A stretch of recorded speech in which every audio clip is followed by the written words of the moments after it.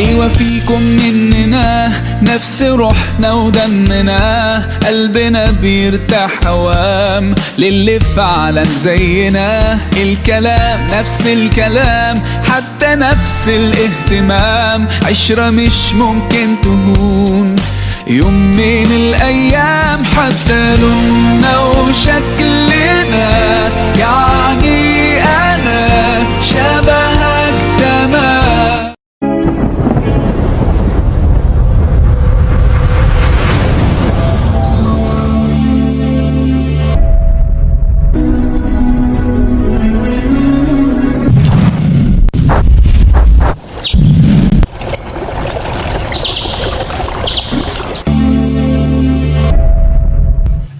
Bismillahirrahmanirrahim. Assalamualaikum warahmatullahi wabarakatuh. Waalaikumsalam. Innal hamdalillah nahmaduhu wa nasta'inuhu wa nastaghfiruh wa na'udzu billahi min shururi anfusina wa min sayyiati a'malina. May yahdihillahu fala mudilla lahu wa may yudlil fala hadiya lahu. Asyhadu an la ilaha illallah wahdahu la syarika lahu. Asyhadu anna Muhammadan abduhu wa rasuluhu la nabiyya ba'dah. Allahumma shalli wa sallim wa barik ala Muhammadin wa ala alihi wa sahbihi wa mawala. Allah Ta'ala. Ya ayyuhalladzina amanu taqullaha haqqa tuqatih wa la tamutunna illa wa antum muslimun. Qala Allah Ta'ala, ya ayyuhan nas taqu rabbakumul ladzi khalaqakum min nafsin wahidah wa khalaqa minha zawjaha wa bassa minhuma rijalan katsiran wa nisaa'a wattaqullaha alladzi tasaaluna bihi wal arham innallaha kana 'alaikum raqiba. Ya ayyuhalladzina amanu taqullaha wa qulu qawlan sadida yuslih lakum a'malakum wa yaghfir lakum dhunubakum wa may yuti'illaha wa rasulahu faqad faza fawzan 'azima. Fa inna asdaqal hadis kitabullah ta'ala wa khairal hadi hadi Muhammad sallallahu alaihi wasallam wa syarrul umur muhdatsatuha. Bapak-bapak hadirin jamaah sekalian, jamaah pengajian ranting Sabrang di Masjid At-Taqwa KUA Sabrang rahimani wa rahimakumullah. Kita panjatkan puji syukur kehadirat Allah Subhanahu wa taala yang malam hari ini masih memberikan kesempatan istiqomah untuk kita menazamkan, mendawamkan, merutinkan thalabul ilm, pengajian ranting.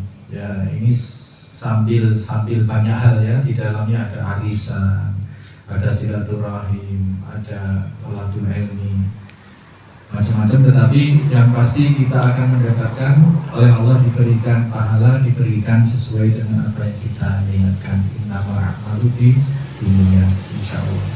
Dan kesempatan pengajian ranting seperti malam hari ini, di mana acaranya memang tidak spesifik untuk mengkaji ilmu, tapi kita harus ada nutrisi ruhiyah dalam setiap kesempatan kita. Sebagaimana kita telah berkomitmen pada Allah SWT melalui doa-doa pagi kita yang diajarkan oleh Nabi kita, Allahumma inni as'aluka ilman nafi'an wa rizqan thayyiban wa 'amalan mutaqabbalan.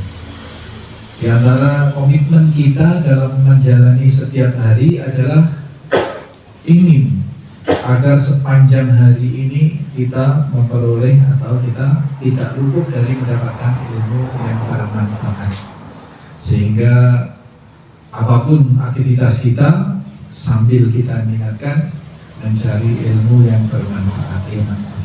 Ini spesifik doa pagi, di mana-mana kita ingatkan agar selalu ingat kita, agar aktivitas kita apapun itu tidak luput dari niatan mencari ilmu. Kerja di laut, di sawah, di kantor, tetap niatnya selain bismillahirrahmanirrahim, niatnya bermaisha, mencari penghidupan. Di dalamnya juga niat untuk mencari ilmu di luar rumah. Termasuk malam hari ini niat menjalin ukhuwah di antara warga Ranting, Sabrang, sambil untuk ngikat, ya untuk ngikat itu sudah harisan ini, ya untuk ngikat ini. Tetapi di dalamnya selalu diberi nutrisi, di antaranya menghafal bacaan sholat jenazah. Bapak-bapak sekalian, jangan heran di banyak tempat orang itu kadang sholat jenazah itu ta'onim bacaannya. Jadi kalaupun ikut sholat, ya ikut sholat ikut imam. Tapi yang penting kita tidak ikut sholat jenazah. Tetapi afdolnya meskipun ikut imam, itu dimana jaminan keabsahan sholatnya itu sudah ditanggung atau sudah dinisbatkan ke imamnya itu, tapi sejujurnya kita juga harus membaca, karena bacaan sholat jenazah itu bacaan sir, bukan bacaan jahat. Sehingga masing-masing jamaah, masing-masing makmum itu ya hendaknya membaca. Malam hari ini karena konteksnya ini kita mengisi nutrisi saja. Kalau di kampung saya itu Pak, di Banyuwangi, acara seperti ini space atau apa namanya, konten acaranya ini tausiahnya ini istilahnya santapan rohani gitu.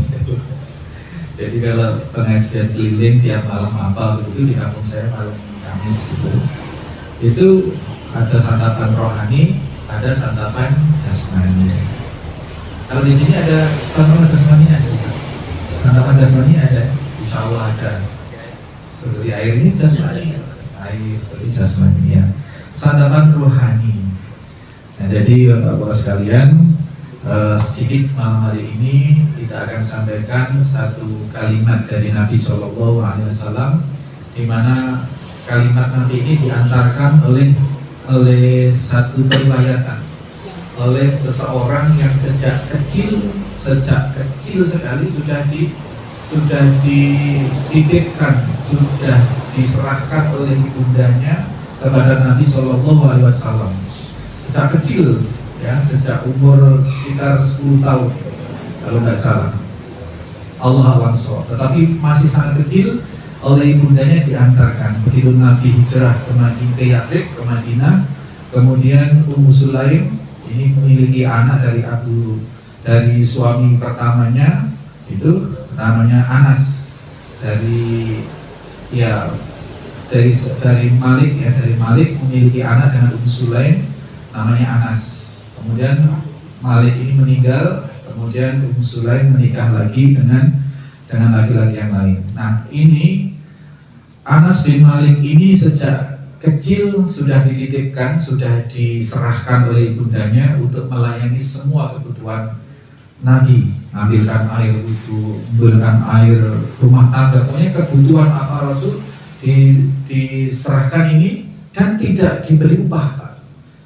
Nah, ini yang diharapkan oleh Ummu Sulaim, anak ini nanti mendapatkan keberkahan yang besar dari Allah melalui pengabdiannya. Kalau bahasa Jawa itu ngawulo. Kalau di sini itu sering saya dengar tuh menjadi khotamnya kiai itu. Khotamnya kiai. Apa Pak? Hadam. Nah, Anas bin Malik diserahkan oleh ibundanya sengaja begitu. Sehingga Anas bin Malik ini mengetahui banyak hal tentang kehidupan peribadatan Nabi yang tidak terekspos keluar. Kadang-kadang kalau di pasar, di masjid, Nabi biasa memberikan pengajaran pada para sahabat. Tetapi bagaimana ibadah-ibadah internalnya Nabi yang ada di dalam rumah, ini yang mengetahui hanyalah para istri Nabi yang secara khusus lebih dekat lagi, misalkan tentang hubungan suami istri, bagaimana mandi janabahnya dan sebagainya. Nah, termasuk Anas bin Malik ini abdi dalam, hadam. Jadi banyak tahu, dan beliau mendapatkan doa khusus dari Nabi Shallallahu Alaihi Wasallam 3 hal. Dia didoakan agar panjang umurnya, agar banyak hartanya dan agar banyak anaknya, dan ketiga-tiganya terkabul. Sampai-sampai Anas bin Malik ini semua sahabat Nabi dan semua sahabat sudah meninggal, beliau berusia 100 sekian tahun itu sudah tidak ada sahabat, yang ada tabiin. Ini sampai seperti itu.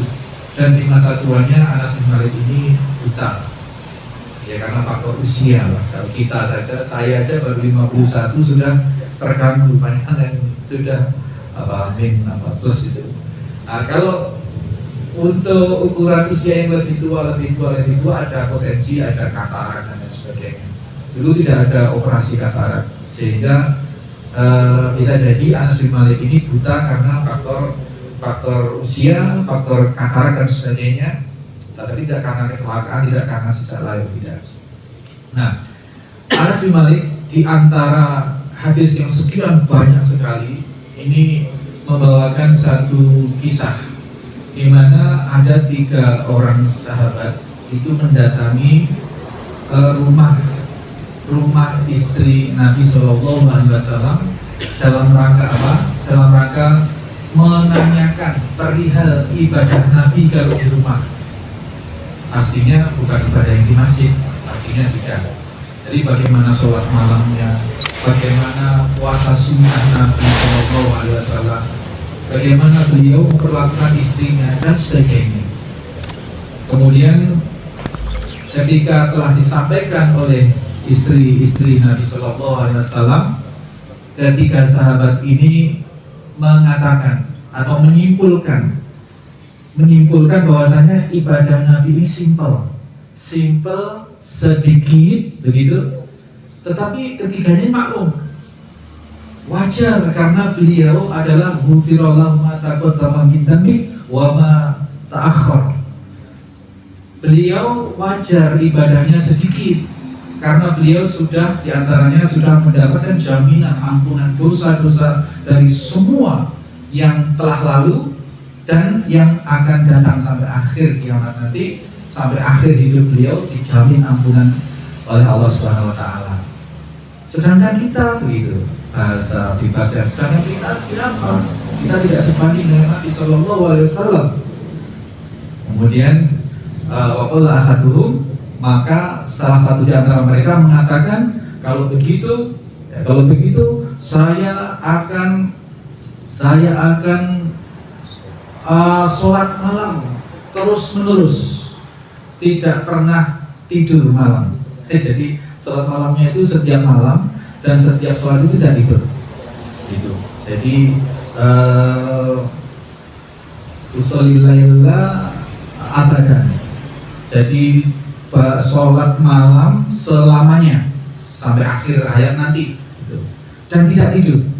Kemudian yang satunya mengatakan, kalau begitu saya akan berpuasa dahar, puasa terus menerus, ya, abadan juga, wala uftir, dan tidak berbuka. Jadi setiap hari itu puasa terus, tidak ada celah tidak puasa sepanjang masa. Terus yang satunya, dia bertekad akan menjauhi wanita dan tidak akan menikah. Kemudian berita ini sampai pada Nabi Shallallahu Alaihi Wasallam, dan ja'an Nabi Shallallahu Alaihi Wasallam ilaihim, kepada mereka. Nabi mendatangi mereka, bukan mereka dipanggil, bukan, tapi karena ini sangat urgent, sangat riskan penyesatan, maka Nabi yang mendatangi mereka. Mereka bertanya, antumul ladina, apakah kalian yang mengatakan kada wa kada, yang seperti ini, dikonfirmasi oleh Nabi. Dikatakan iya. Terus Nabi mengatakan, demi Allah, akulah orang yang paling takut kepada Allah Subhanahu wa taala di antara kalian, dan aku orang yang paling bertakwa. Tetapi aku sholat malam dan aku juga tidur. Aku berpuasa dan aku juga berbuka, dan aku juga menikahi wanita. Ditutup kalimat ini oleh Nabi Sallallahu Alaihi Wasallam, "Faman raghiba an sunnati falaisa minni." Barang siapa yang menyelisihi, tidak menyukai atau yang menyelisih kebiasaan Nabi yang seperti itu, manhaj Nabi yang seperti itu, maka dia bukan termasuk dari golonganku, kata Nabi Sallallahu Alaihi Wasallam. Ini hadis sahih, sahihain, Bukhari meriwayatkan, Muslim juga meriwayatkan dalam kisah yang berbeda, dalam momentum yang berbeda. Bapak-bapak sekalian, kita paham Nabi itu di antara mukjizat beliau yang dikaruniakan oleh Allah Subhanahu wa taala pada beliau, di antara keistimewaan yang tidak diberikan kepada para nabi dan rasul yang lain adalah jawami'ul kalim. Beliau menyatakan sesuatu yang singkat tetapi mengandung pembelajaran, mengandung fawaid, mengandung fadilah yang sangat dalam. Nabi menyatakan hal yang sesingkat itu. Yang pertama, Nabilah satu-satunya manusia, Rasulullah SAW lah satu-satu manusia, orang yang paling wali di antara yang orang-orang sebut wali kutub dan lain sebagainya. Siapa yang paling taat, yang paling takut kepada Allah adalah inni akhsyakumulahi wa atqakum lahu. Akulah orang, dan kata-kata Nabi yang seperti ini dikatakan amma wallahi. Jadi Rasul itu bersumpah bahwasanya tidak ada manusia di antara kalian para sahabat. Waktu itu yang dikatakan, yang dihadapi oleh adalah para sahabat. Di antara para sahabat saja Nabi menyatakan dengan mengucapkan sumpah demi Allah bahwa beliaulah orang yang paling memiliki rasa takut dan memiliki ketakwaan yang lebih, yang paling takut dan paling takwa di antara kalian, di antara para sahabat itu. Para sahabat itu radhiyallahu anhum telah mendapatkan jaminan keridhaan dari Allah Subhanahu wa taala. Apalagi sehingga tidak ada bandingannya dengan kita.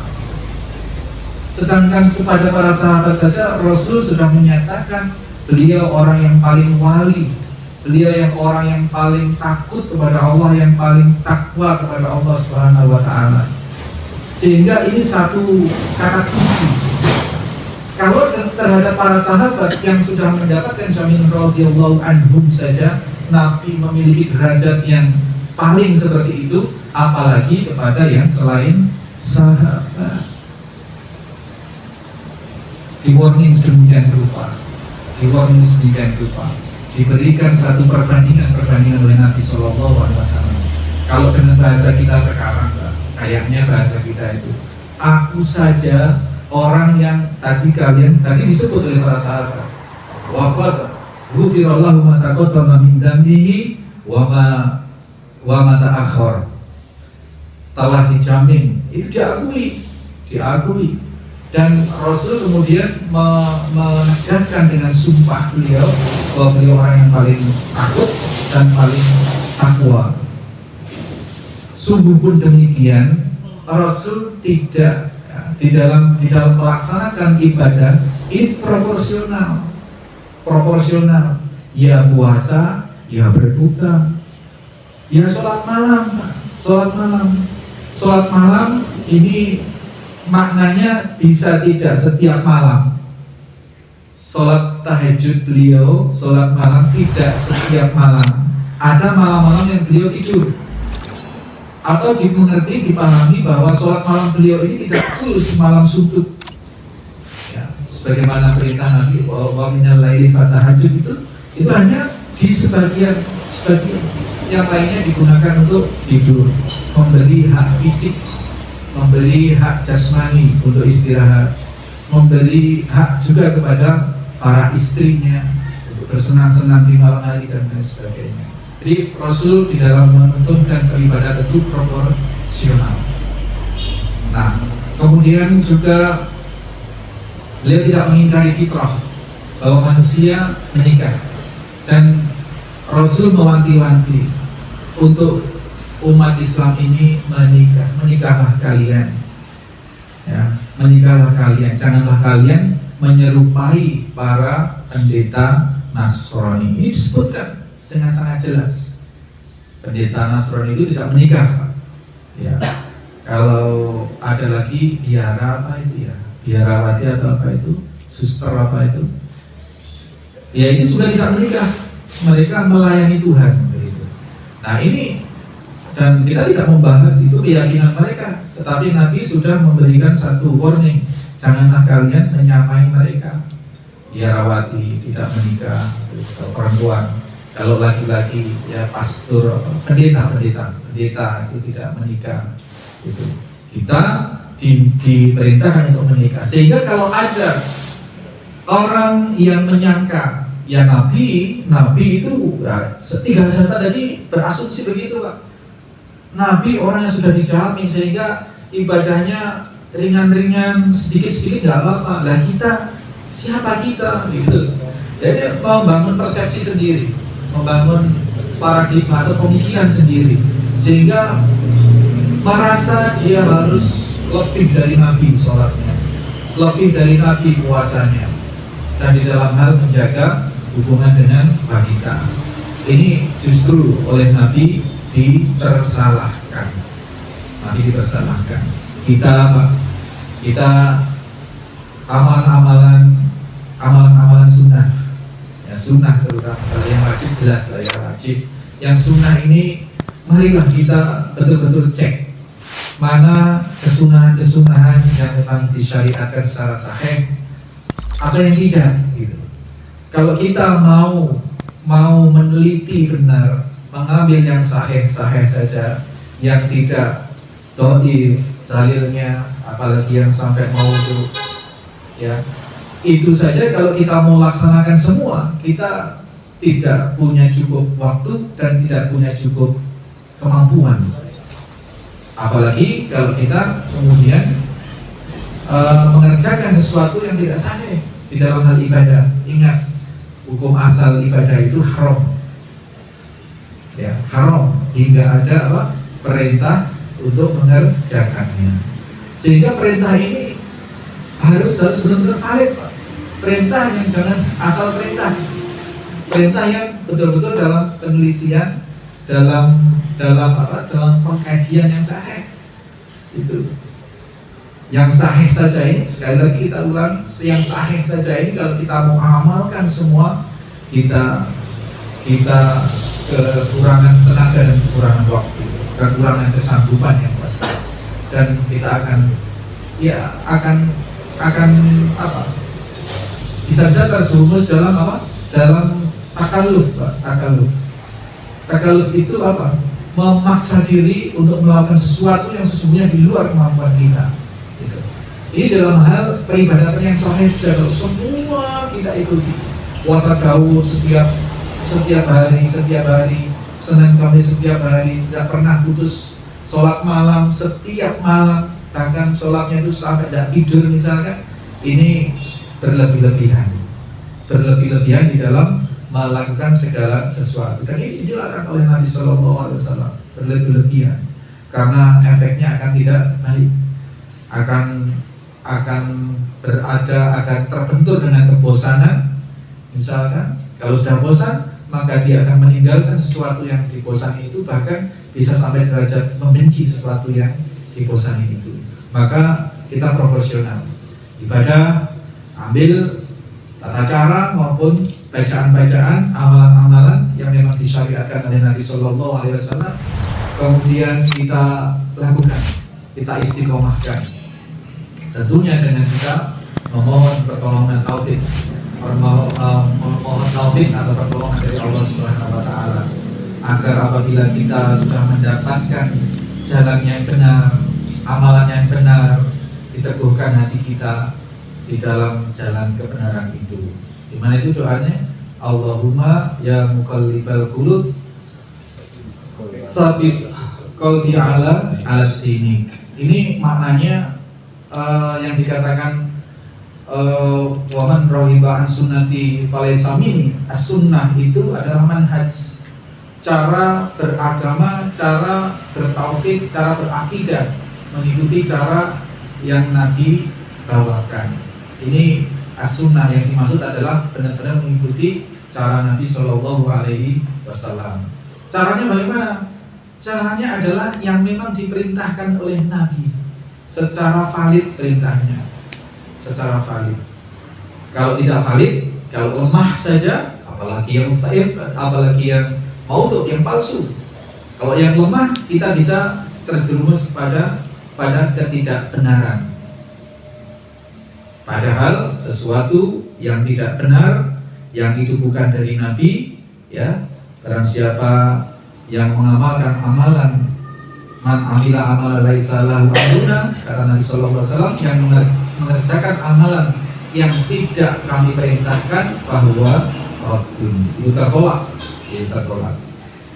Bapak sekalian, maka di dalam kajian-kajian ranting seperti ini, dalam kesempatan-kesempatan, kalau sholat Jumat itu kan sekilas banget, sunnahnya memang khutbah Jumat itu singkat, sehingga yang disampaikan sering hanya konsep-konsep global saja. Nah, sebenarnya pengajian ranting seperti ini, kalau ini masih konsepnya juga masih konsep ini ya, hanya sekedar pengisian begitu. Ada satu fase atau satu momen di mana kita memang khusus mengkaji kitab-kitab tertentu, kitab Arba'in An-Nawawiyah, kitab Riyadhus Shalihin, kitab apa saja lah. Memang konteksnya kita mengkaji gitu. Sehingga bisa dikupas tuntas, fawaid dari satu dalil itu dikupas tuntas. Nah, kalau pengajian ranting ini kan konteksnya masih campur. Artinya bapak-bapak atau jamaah datang ke pengajian ranting ini ya niatnya ya arisan, ya kumpul-kumpul begitu. Kalau nggak datang nanti khawatir tidak dianggap solider gitu, dan seperti itu. Ya, jadi memang kita harus ada momen mengkaji secara khusus, kajian-kajian di beberapa masjid yang memang concern dengan kajian. Di antara Masjid Ar-Rahmah, Masjid Al-Sijad itu sudah ada, di beberapa masjid lah, itu memang khusus mengadakan kajian, dan kita datang dengan niat untuk ngaji memang, sehingga bawa alat tulis lah, bawa catatan dan sebagainya, sehingga betul-betul kita memperoleh sesuatu untuk kita bawa pulang, untuk kita amalkan.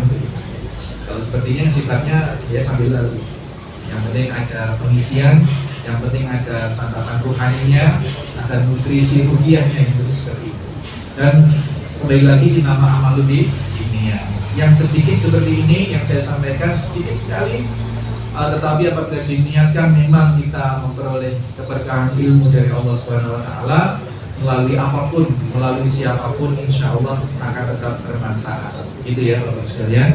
Biasanya ada pertanyaan apa? Ada tanya siap, monggo. Kalau ada sesuatu yang ingin ditanyakan, mungkin gini, Ustaz, bagaimana tahunya kalau amalan itu sahih apa tidak sahih? Kalau saya mengamalkan begini, saya dapat dari WA misalkan, apalagi sekarang, masya Allah, masih sekali informasi liar. Ini mohon jangan punya pemuka agama di sini, punya ustaz, punya organisasi, ya dikonfirmasikan setidaknya apakah amalan seperti ini sahih atau tidak. Seperti itu caranya. Tidak asal masuk belum, wah ini kok bagus ini, diamalkan, atau belum diamalkan sudah di-share lagi. Wah ini bahaya. Kalau itu ternyata tidak benar, ya, maka akan mendapatkan satu sanksi bahwa dihukumi adalah berdosa atas nama Nabi Sallallahu Alaihi Wasallam. Sering pada seperti itu, Nabi bersabda, bla bla bla bla begitu. Dan siapa yang mengingatkan untuk puasa Sa'ban apa itu, mengingatkan saja mendapatkan pahala 80.000 tahun. Nah, ini sepertinya sekilas kalau kita tidak paham, itu sebenarnya bagus. Niat saya kan bagus Ustaz, niat saya kan baik untuk menyebarkan kebaikan. Iya, niat yang baik atau semangat yang bagus, kalau tidak didasari dengan ilmu, itu akan bisa tersesat. Ya, jadi semangat beribadah harus berlandaskan ilmu. Jadi berilmu sebelum beramal. Subhanakallahumma wa bihamdika asyhadu an la ilaha illa anta astaghfiruka wa atubu ilaik. Assalamualaikum warahmatullahi wabarakatuh.